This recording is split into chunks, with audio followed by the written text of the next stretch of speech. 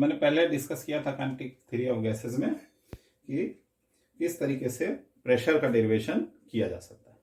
तो law of equipartition of energy क्या बोलता है? Suppose a gaseous system is there enclosed in a container and it has a absolute temperature T, then there is some energy, internal energy associated with the gaseous molecule. Let us call it, say, U. So it will manifest in form of what? Three types of motions: translational,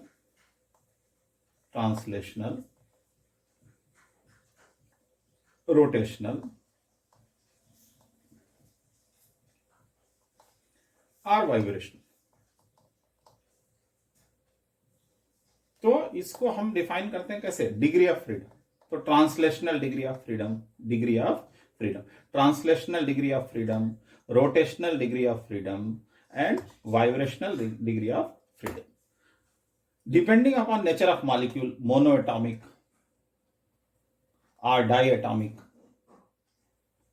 और triatomic, its degree of freedom varies. Triatomic में there are two cases. One is linear and other is angular. तो दोनों के case में degree of freedom very करेगी. Possible way of motions may vary depending upon the structure. What is the chemical structure of these gaseous molecules? तो law of equipartition of energy क्या है कि with each degree of freedom, energy associated, मतलब internal energy of gas associated,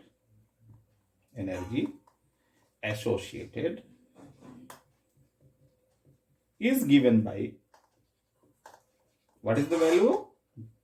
That is half RT, मतलब यहां पे मोल पर मोल के हिसाब से, पर 1 mole of gas, half RT is the internal energy associated with each degree of freedom.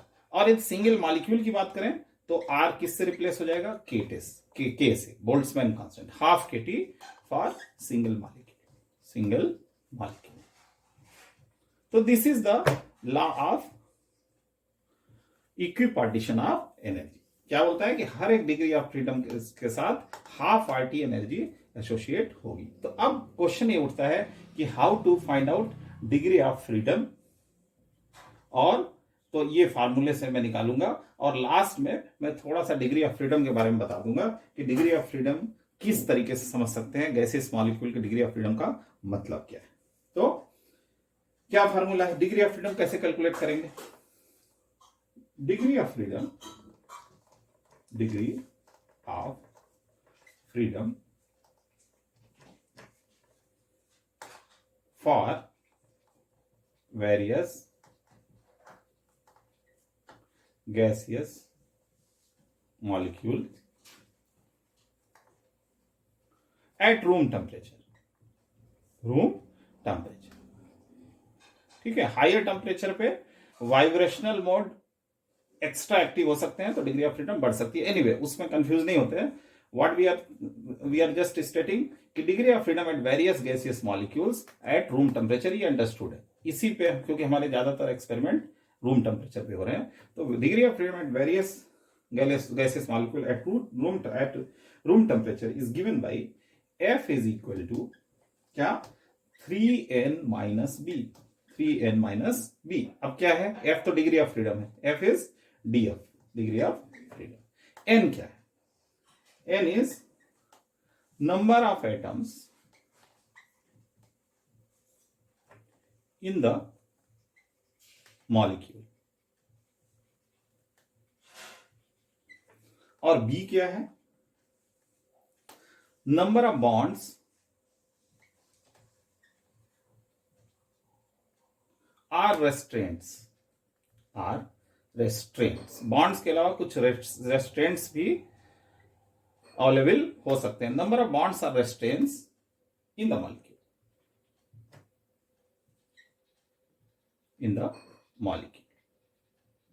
तो इस फार्मूले से degree of freedom of various type of gases atoms we can calculate. तो क्या होगा, हम एक एक करके देखते हैं। For mono atomic molecule, for mono atomic molecule, तो मोनो एटॉमिक का मतलब एक सिंगल एटम है। तो कॉमन सेंस से, फिजिक्स का थोड़ा सा भी हमको नॉलेज है, तो हम ये जान सकते हैं कि ये तीन ही ट्रांसलेशनल मोशन ही कर सकता है। ये rotational, only translational motion it can perform. Rotational motion और वाइब्रेशनल मोशन का इस डायमेंशन में कोई मतलब नहीं है। कितने डायरेक्शंस में कर सकता है, एक्स, वाई एंड जेड। तो 3 डिग्री ऑफ फ्रीडम इसके आने चाहिए। अब फार्मूले से देखते हैं। For mono atomic molecule F is equal to 3n number of atoms. Monoatomic है, मोनोटॉमिक फॉर मोनोटॉमिक गैसेस में जैसे एग्जांपल है जेनॉन, क्रिप्टॉन, नोबेल गैसेस। तो इसमें क्या है, नंबर ऑफ एटम्स 1 है, तो 3 into 1 -0। बॉन्ड्स कुछ है ही नहीं है, कोई कंस्टेंट्स है ही नहीं है, तो ये डिग्री ऑफ फ्रीडम कितना आना चाहिए, there are 3 degree of freedom. और ये तीनों डिग्री ऑफ फ्रीडम ट्रांसलेशनल है x, y and z direction. ये 3 ओरिएंटेशन में घूम सकता है, इसलिए 3 डिग्री ऑफ फ्रीडम इसका degree of freedom monatomic gas का 3 होगा। अब law of equipartition of energy से हम क्या बोल सकते हैं कि इसकी इंटरनल एनर्जी जो दी जाएगी 3 into हाफ के RT पर मोल, इट इज पर मोल कैलकुलेशन। तो 1 डिग्री ऑफ फ्रीडम की energy half RT, 3 degree of freedom की एनर्जी 3/2 RT। तो ये जो 3/2 RT हम कैलकुलेशन करते हैं एनर्जी का केमिकल एंड काइनेटिक्स में, that is for strictly for monoatomic gaseous molecule. लेकिन यदि नॉर्मल केसेस में हम 3/2 RT लेके सारे कैलकुलेशंस कर देते हैं। अब देखिए, फॉर डाइएटॉमिक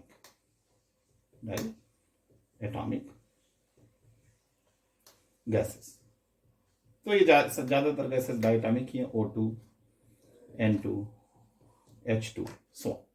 क्या होगा, ये कुछ इस तरह की गैस होगी, 2 एटम्स हैं, एक बॉन्ड इसके अंदर इस तरीके से जुड़ा हुआ है।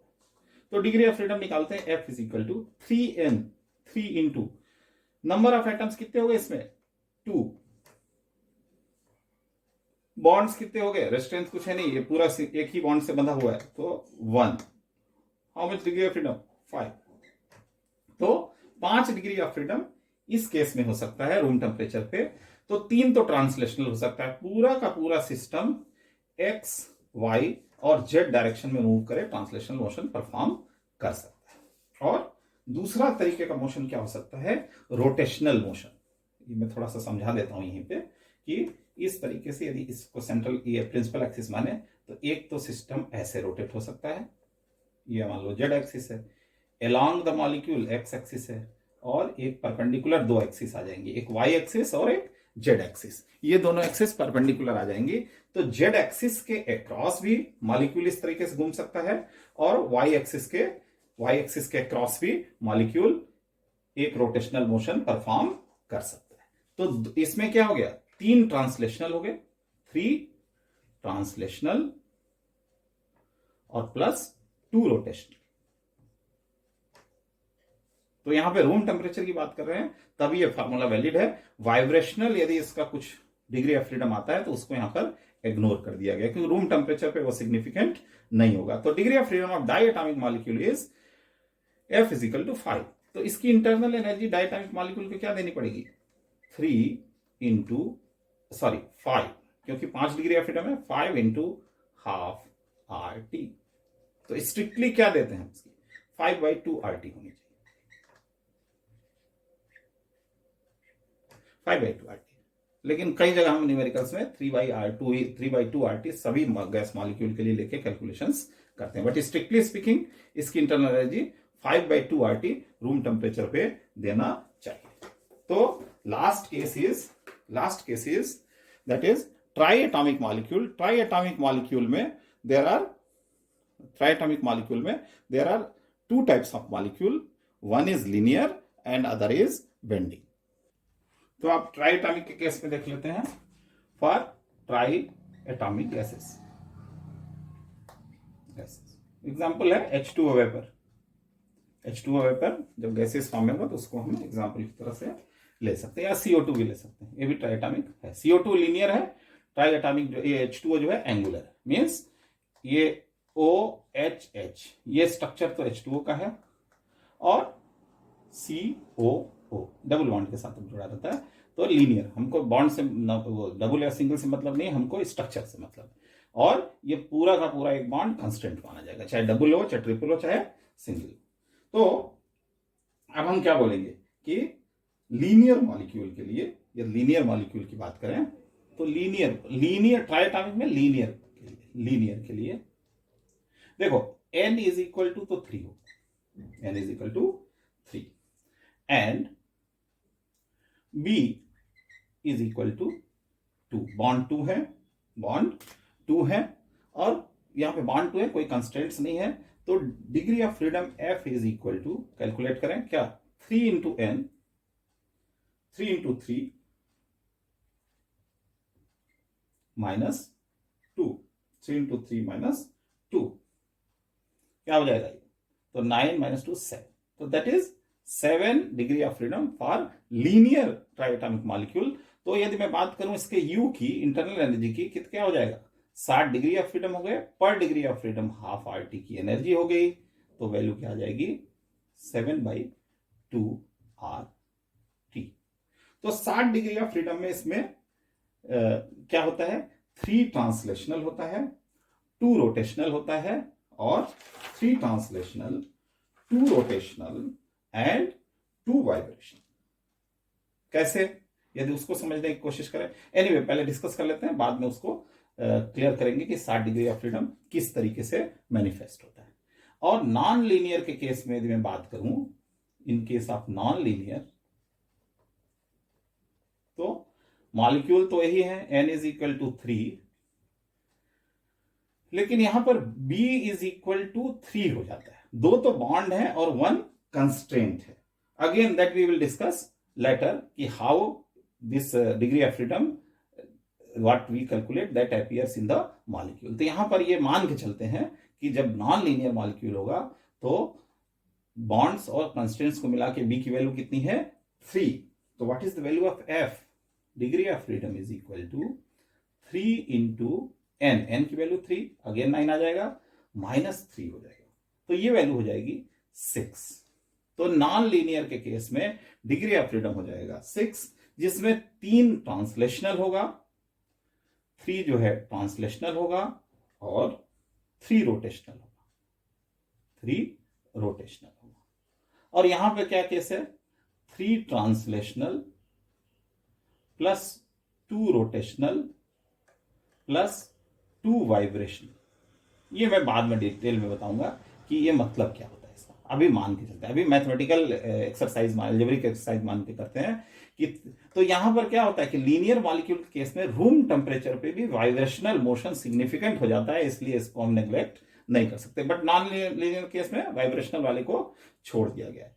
तो ये नॉन लीनियर ट्राइएटॉमिक मॉलिक्यूल है, तो 6 डिग्री ऑफ फ्रीडम है। तो इसकी इंटरनल एनर्जी की बात यदि हम करें तो क्या हो जाएगा, this is 6 into half RT, तो that is equal to 3RT, 3RT। तो ये हो जाएगा इसका internal energy of triatomic molecule which is non linear. तो अब हम यदि ट्राइएटॉमिक मॉलिक्यूल का डिग्री ऑफ फ्रीडम को समझने की कोशिश करें तो this is a triatomic linear molecule. तो इस तरीके से इसका स्ट्रक्चर होगा। और यदि हम देखें तो एक एक्सिस अलोंग द मॉलिक्यूल होगी, लीनियरिटी ऑफ द मॉलिक्यूल, और 2 एक्सिस इसके परपेंडिकुलर होगी। तो this is Z axis and this is Y axis. तो पूरा का पूरा सिस्टम एक सिंगल यूनिट कर लिया जाए तो 3 ट्रांसलेशनल मोशन तो होगा ही। तो 3 डिग्री ऑफ फ्रीडम ट्रांसलेशनल वाले तो सभी मॉलिक्यूल करेंगे, चाहे कितने भी एटम का हो। बट रोटेशन के केस में यहां देखें तो 2 ही रोटेशन सिग्निफिकेंट है। एक तो मॉलिक्यूल जैसे डायटॉमिक के केस में है, तो मॉलिक्यूल एक इस एक्सिस के अलॉन्ग रोटेट कर सकता है और एक इस एक्सिस के अलॉन्ग रोटेट कर सकता है। तो 2 rotational motion he, 2 rotational degree of freedom he possible है। एक्स के अलॉन्ग रोटेशन का कोई लॉजिक नहीं है। तो ये एक्स वाला एक्सिस यहाँ पे इग्नोर हो जाएगा। वाइब्रेशनल की बात करें, जो कि रूम टेम्परेचर पे लीनियर मॉलिक्यूल में सिग्निफिकेंट होता है, तो वाइब्रेशनल भी दो तरीके हो सकती है। ये मॉलिक्यूल इसकी तरफ मूव कर सकता है सिमेट्रिकली, मतलब या वाइब्रेशन इस तरीके से वाइब्रेट करे कि दोनों सेम फेज में वाइब्रेट करें, कि जब ये वाला मॉलिक्यूल ये वाला एटम इसके पास आ रहा है तो उस टाइम ये भी वाला एटम इसके पास आ रहा है, और जब ये दूर जा रहा है तो ये एटम भी दूर जा रहा है। इसको बोलते हैं सिमेट्रिकल स्ट्रेचिंग। Symmetrical stretching. और नॉन सिमेट्रिकल स्ट्रेचिंग क्या है कि सेंट्रल एटम में ये नॉन फेज में वाइब्रेट करें। कैसे नॉन फेज में वाइब्रेट करें कि जब ये वाला एटम इसके पास आ रहा है तो ये उस समय इसके दूर जा रहा है, लेकिन जब ये इससे दूर जा रहा है तो ये इसके पास आ रहा है। तो इसको बोलते हैं non symmetrical stretching. Non symmetrical stretching. तो ये दो vibrational degree of freedom room temperature पे सिग्निफिकेंट होते हैं, और तीसरा एक होता है वो सिग्निफिकेंट नहीं होता है, इसलिए वो कैलकुलेशन में आता भी नहीं है और उसको कंसीडर नहीं करते। वो क्या है कि ये इस तरीके से वाइब्रेट वेंडिंग वाइब्रेशन करना शुरू करते हैं सेंट्रल एटम के पास, तो उसको फिलहाल यहां डिस्कस नहीं करते हैं। वो इसका पार्ट भी रूम टेम्परेचर पे नहीं, हायर टेम्परेचर पे वो एक्टिव होगा। तो this is the case for what linear gaseous molecule. अब एंगुलर की बात करें तो H2O के केस जैसे इस तरीके से एंगुलर ट्राइएटॉमिक मॉलिक्यूल है, तो इस केस में क्या होगा कि तीनों एक्सिस एक्टिवेट हो जाएंगी। तीनों एक्सिस के अक्रॉस ये रोटेट कर सकता है। एक प्रिंसिपल एक्सिस ये हो गई, एक एक्सिस इधर जाएगा और एक एक्सिस इधर जाएगा। तो लिनियरिटी नहीं है तो कोई भी axis along the molecule length नहीं है, तो क्या होगा तीनों के अक्रॉस रोटेशनल मोशन मॉलिक्यूल कर सकता है, तो 3 रोटेशनल डिग्री ऑफ फ्रीडम यहां पे अपीयर होती है। रूम टेम्परेचर पे इसके वाइब्रेशन वाली डिग्री ऑफ फ्रीडम अपीयर नहीं होती है, फिर भी मैं डिस्कस कर लेता हूं जो हायर टेम्परेचर पे किस तरीके से वाइब्रेट करेगा। This is central atom, this is attached atom. तो इसमें भी उसी तरीके से एक तो क्या होगा सिमेट्रिकल स्ट्रेचिंग होगी, मतलब ये वाला यदि एटम पास जा रहा है तो ये वाला एटम दूर जा रहा है, और ये वाला एटम दूर जा रहा है तो ये वाला एटम पास जा रहा है। इस तरह का यदि वाइब्रेशन अटैच्ड एटम करता है तो इसको अगेन हम बोलते हैं नॉन एसिमेट्रिकल स्ट्रेचिंग। और यदि इसी एंगुलर ट्राइएटॉमिक मॉलिक्यूल में दोनों एटम इन फेज वाइब्रेट करते हैं, मतलब दोनों एक साथ पास आते हैं और दोनों एक साथ इससे दूर जाते हैं, तो इसको क्या बोलेंगे सिमेट्रिकल स्ट्रेचिंग। और तीसरा केस क्या है कि ये इस डायरेक्शन में वाइब्रेट करने लगे, तो और एंगल और कम ज्यादा एंगल होगा, ये थर्ड होता है। तो 3 vibrational degree of freedom angular के केस में आ सकती हैं, लेकिन रूम टेम्परेचर पे सारे वाइब्रेशनल डीएफ एंगुलर मॉलिक्यूल के केस में वो नॉन सिग्निफिकेंट, उनकी वैल्यू अपीयर नहीं होती, उस तरह का मोशन वो परफॉर्म नहीं करते। हाँ, हायर टेम्परेचर पे आने पे ये डिग्री ऑफ फ्रीडम कैलकुलेशन में यूज होंगे, बट वो फार्मूला इसीलिए that is use for low room temperature, normal temperature पे जो गैस मॉलिक्यूल बिहेव करेंगे उनके लिए। तो this is A short explanation about degree of freedom of gases of various molecularity of the gas system. और इसमें क्या है कि और हायर मॉलिक्यूल में जाएंगे तो फिर कॉम्प्लेक्स हो जाएगा, डिग्री ऑफ फ्रीडम को निकालना इट्स ए कॉम्प्लेक्स इमेजिनेशन।